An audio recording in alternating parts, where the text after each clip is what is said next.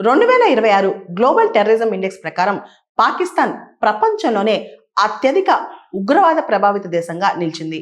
Global terrorism index ఏదైతే ఉందో దాన్ని institute for economics and peace వాళ్ళు విడుదల చేస్తారు.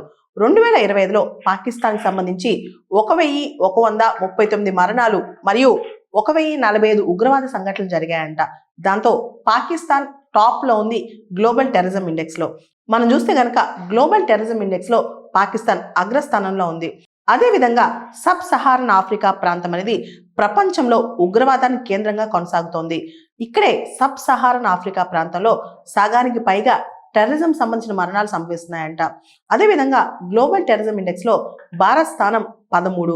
అంటే అటు ఎక్కువ లేదు అటు తక్కువ లేదనమాట. కాకపోతే మనం కూడా టెర్రరిజం సంబంధించి ఇంకా కఠినమైన చర్యలు తీసుకోవాల్సిన అవసరం ఉందన్నమాట.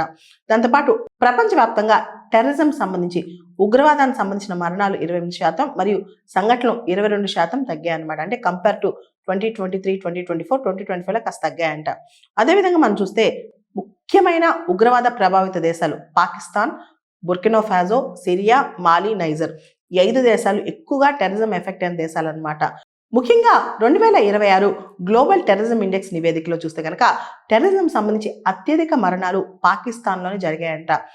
ముఖ్యంగా తెహ్రీకి తాలిబాన్ పాకిస్తాన్ వంటి సంస్థల కార్యకలాపాలు పాకిస్తాన్లో పెరిగాయని చెప్పి ఈ గ్లోబల్ టెర్రరిజం ఇండెక్స్ చెప్తుందన్నమాట.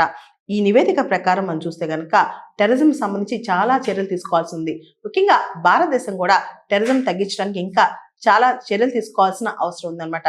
ప్రత్యేకంగా మనం నేషనల్ ఇన్వెస్టిగేషన్ ఏజెన్సీ తీసుకొచ్చాము.